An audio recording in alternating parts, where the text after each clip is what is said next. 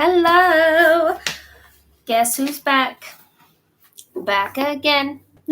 Renee's back. If you're new here, I'm Renee.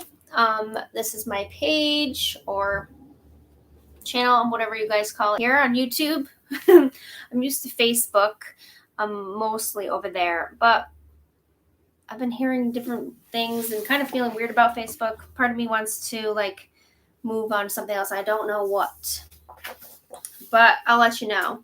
But anyway, my link tree is in the link here, but it's also in my About Me section in case you want to get in touch with me. We are doing this Awakening the Avatar Within. This chapter just says getting started and says how to use this book. So it goes into detail and this is my first time reading this book with you guys, so I'm going through it with you. If you have any questions, let me know, and I will see if I can provide those. Some of this stuff I feel like that I'm, already utilizing, but I want to be able to 1:16. I just looked up what time was. But I wanted to spread this out because I feel like we definitely need more people aware and knowing their power. So getting started, how to use this book. What you really are is an avatar, a deity or divine being in human form. You can activate your direct experience of that remarkable truth through the messages and practices contained within this book. It offers a practical roadmap and tool chest that combines mind-opening and at times mind-blowing insights with simple guided practices. I call these ascension practices because working with them can permanently elevate your level of consciousness. I have been learning and experimenting with such practices for decades and have put the simplest and most effective ones in Section 4, Ascension Practices. You will find additional practices at the end of some chapters that will take you into the living experience of what is presented in the text.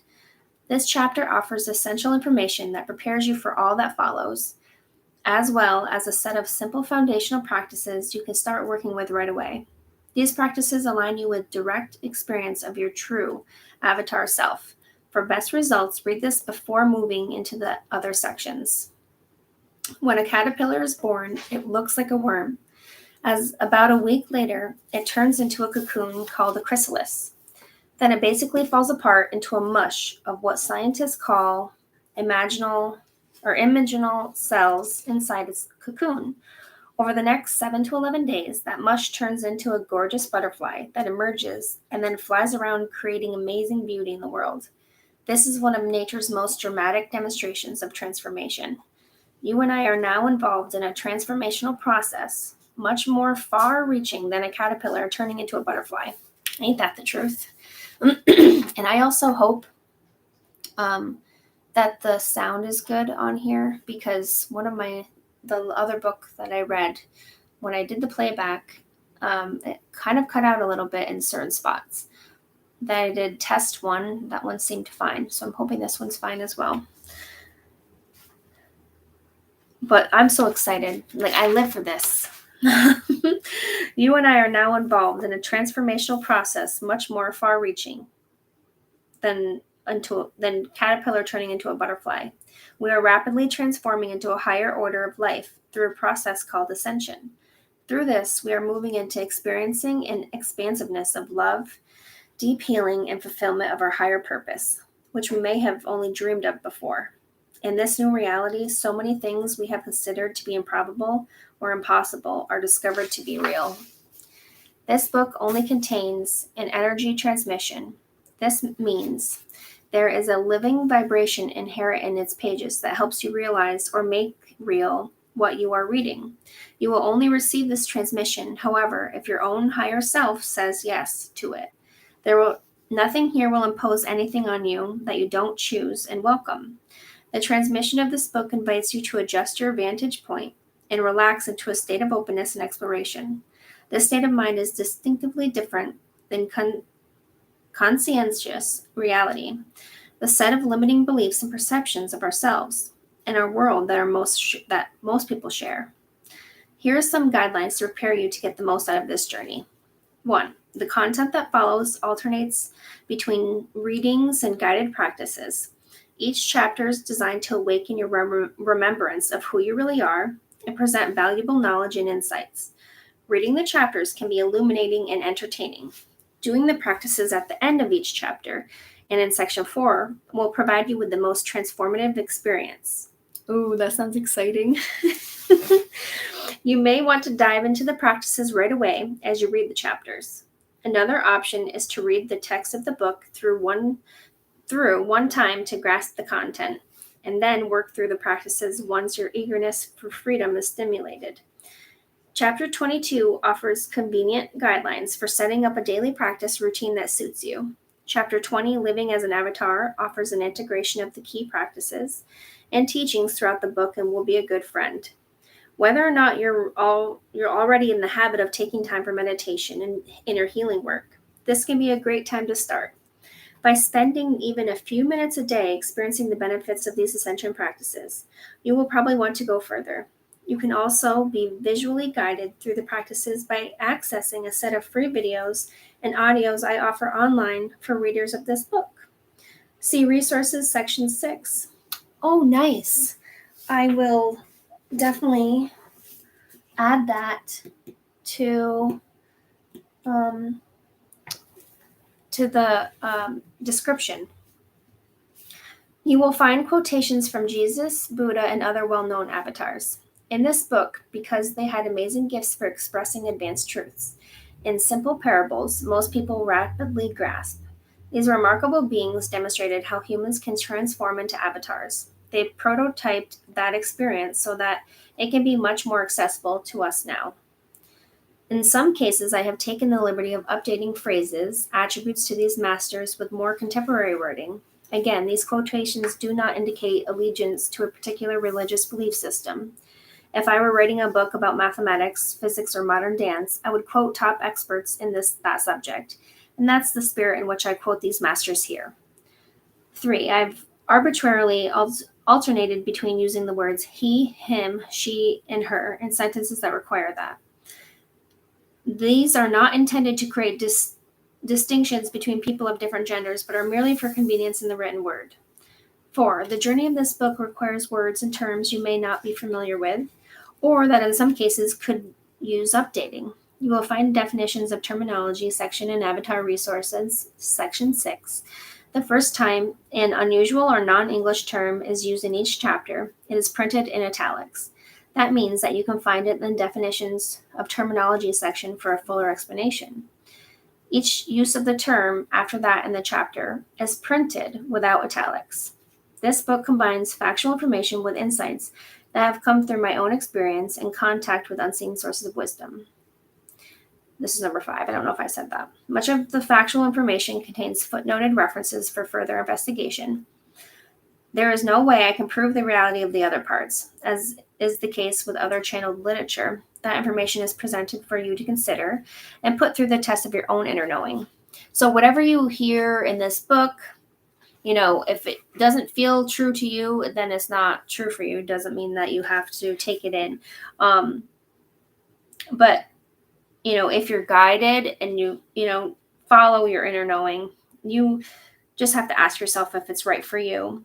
And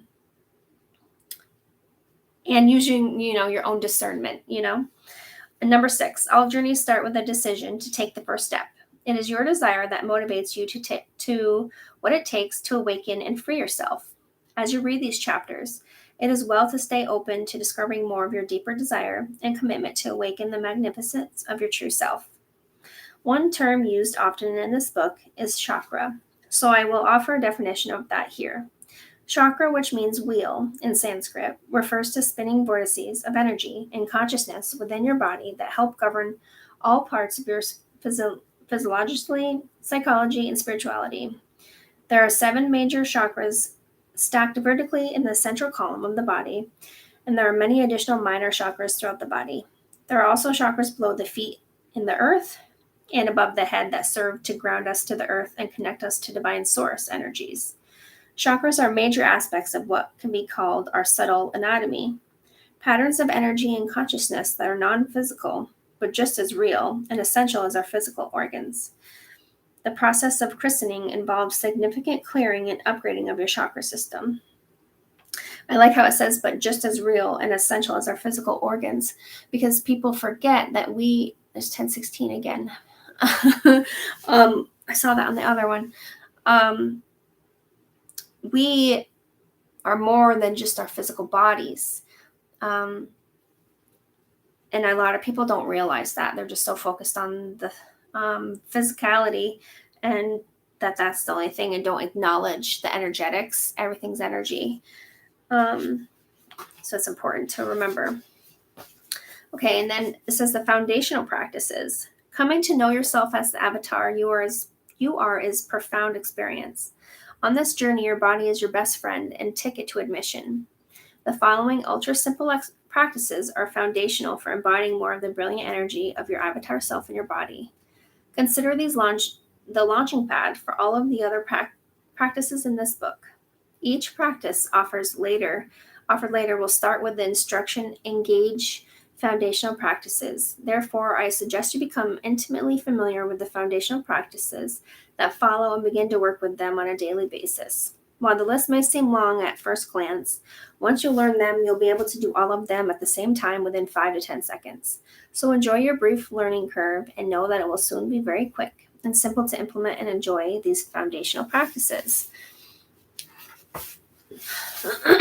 Purity Blast. It is and I'll show, there's a picture too, and I'll show you. Purity Blast. It is helpful to be able to rapidly clear the energy fields of our body into a state of purity and clarity. You can do this in a couple of seconds by invoking a purity blast. To do this, simply state with conviction, I now call for a purity blast. I like to hold up one hand in the air as I state it, and then either feel or imagine a rapid downrush vortex of white or golden light coming from the highest spiritual source high above you and moving through your body and the room or space you're in. So you can just envision it and coming through you and like out and going into the room. That's it. Just invoke it and trust it's done. I do purity blasts before and after each client. I often to make sure the energetic space in which we work is cleared out from any energies discharged by the previous client or anyone else. I also do purity blast before and after each teaching event I lead in person or over the internet. This simple practice can make a huge difference in the ease and clarity of your experience. And that's the picture. Just like I stated. Like envision it. And even blow it away too. Coming back to yourself. Although we rarely realize it, most of us frequently project parts of our consciousness outward onto other people, places, or emotionally charged situations. That means that parts of us are hanging around outside of our bodies. Some of our energy may be projected outward onto people who have any uncomfortable, infatuated, or incomplete feelings about, scary things you heard about on the news, or even a pop song that is stuck in your head, or many other reasons. This is a pretty normal situation. Any form of meditation or practice you enter into will work much better if you first simply declare, I call all of myself back into my body. Just as you did with the purity blast, say it with conviction, simply trusting that it's done. This is a very direct way to take back your power from whoever or whatever you gave it to or gave it away to. It can also be helpful to imagine or visualize streamers of our essential energy instantly flowing back into our body from all around you.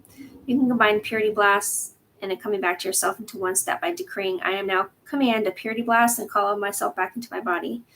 Though it may be easier to do these separate when we are first learning these practices, each step should take you no longer than a few seconds. Okay.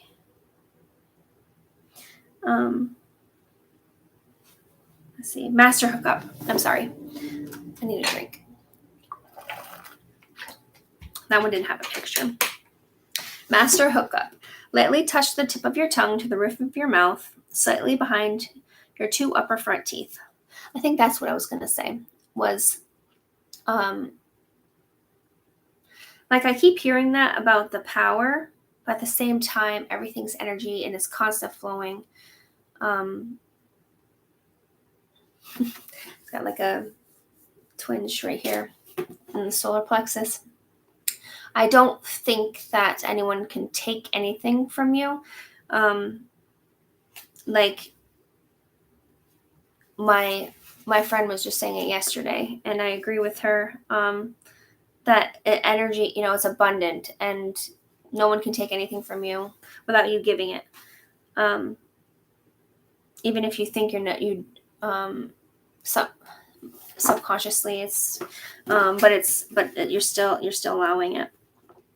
And either way, it's abundant. It's can't be taken or lessened from you.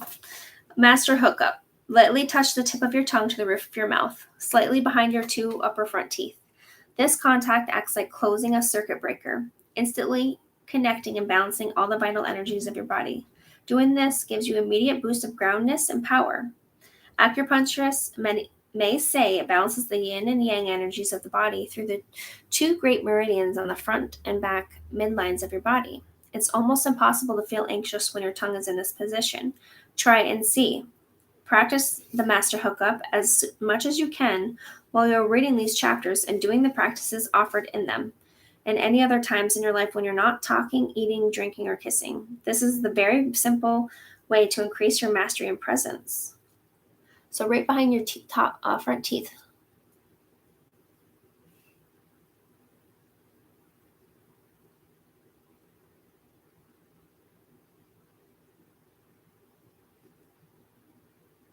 Huh. If you try, let me know. Kind of did feel cool.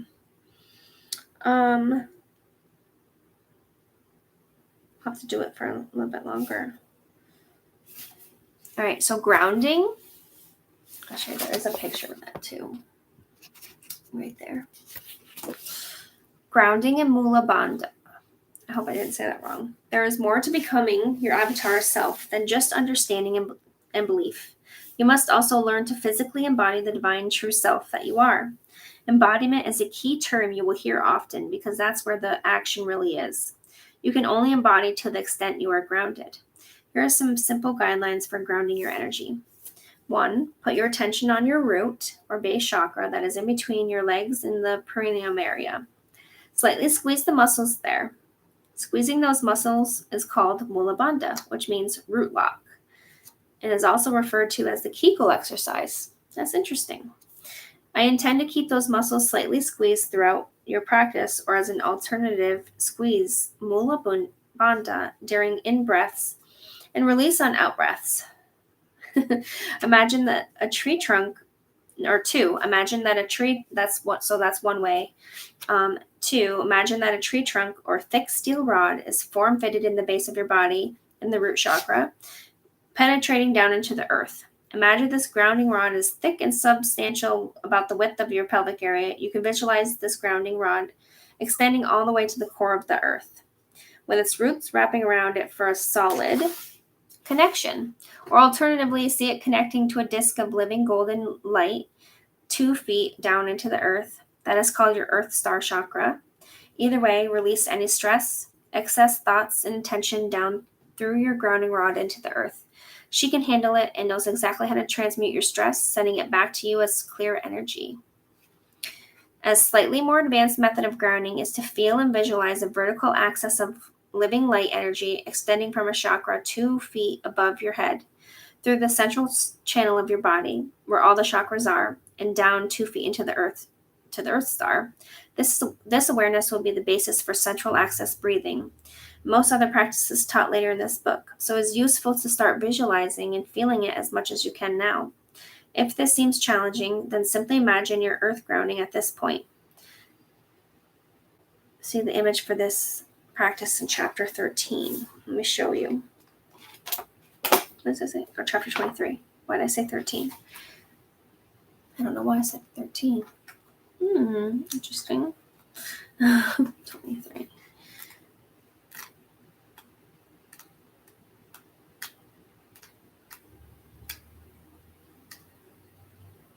There we go. Oh, there it is. Oh, okay. And this is for the central axis breathing. above your head, 2 feet, and then below your body, your feet, 2 feet. Okay, where's it? Okay, and then there's the complete breath. I know you've probably heard it 1,000 times. Breathing fully is the number one key to radiant health, spiritual awareness, and feeling fully alive. Babies and most mammals instinctively breathe in a full, complete way. But as people age, they tend to chronically constrict their breathing and make it shallower. Just one more of our insane coping mechanisms. The main reason so many of us breathe shallowly are unresolved past traumas, dwelling on fearful thoughts, and overfocus into the mind. I'll put it even more starkly. Shallow breathing tends to make you smaller and powerless, while full breathing expresses presence and sovereignty. Here's how to empower yourself by restoring your ability to enjoy complete full breathing.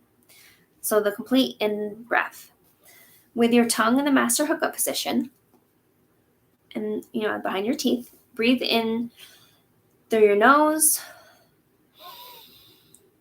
with the intention to fill up your lower abdomen area.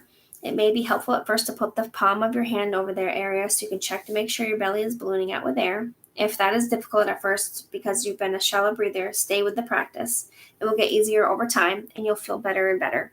Continue your breathe in as you go through these next steps. 2. After your lower abdomen expands, notice your lower back slightly expanding. Allow your chest to expand. Finally, feel your upper back slightly expand. And then the complete out breath.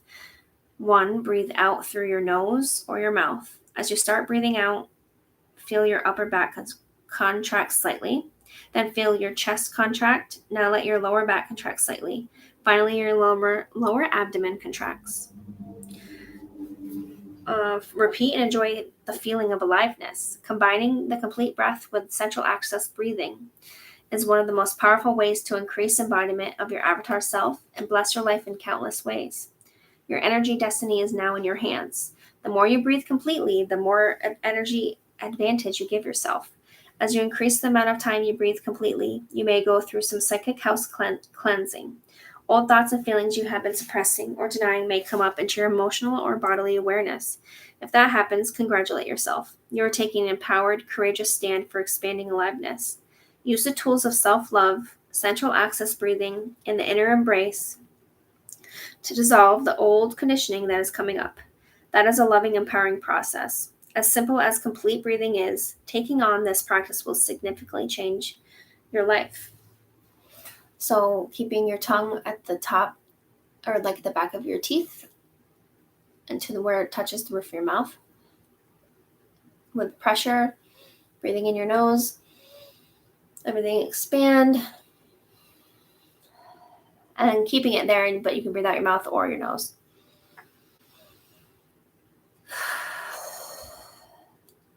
It's going to take practice. I have heard people before, take your tongue off the roof of your mouth. But that's funny that they would say that because I feel like there's so much nonsense in the spiritual community sometimes, or people thinking that they know when that's actually a thing, the master hookup. And that helps balances the yin and yang energies and helps, what did it say? Bring you back. Balancing the vital energies of your body. Instantly connecting and balancing the vital energies of your body. Gives you a boost of immediate groundness and power. So increases your mastery and presence. That's beautiful. I'm so glad to know that.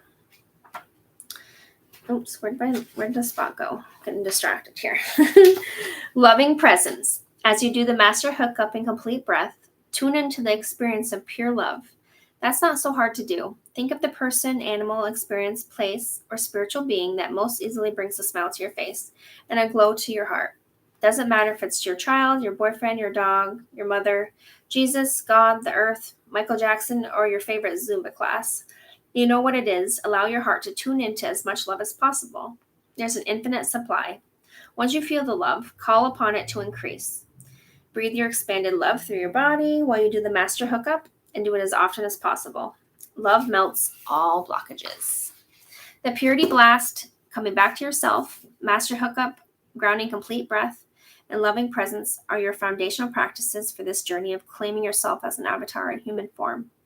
All other practices in this book are based on this foundation. In fact, if you just mastered these practices and did nothing else in your life, would wonderfully transform.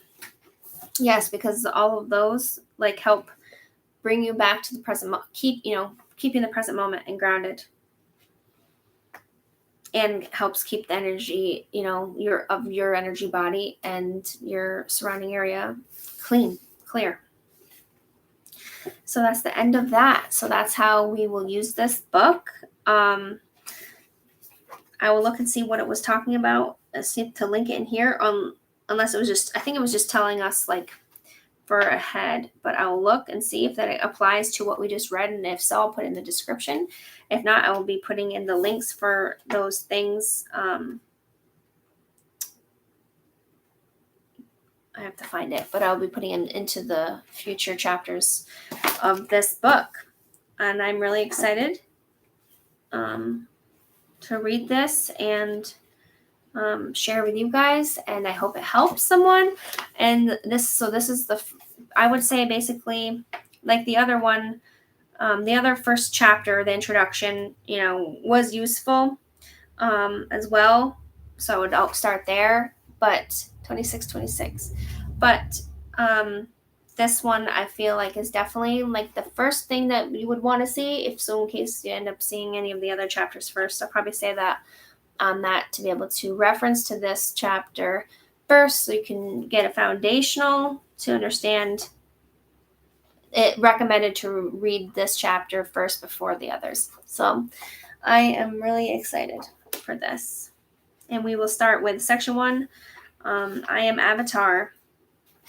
Next. I'll be back on tomorrow or even later. We'll see what happens. But I hope you have a wonderful day and hope to hear from you soon. Bye-bye.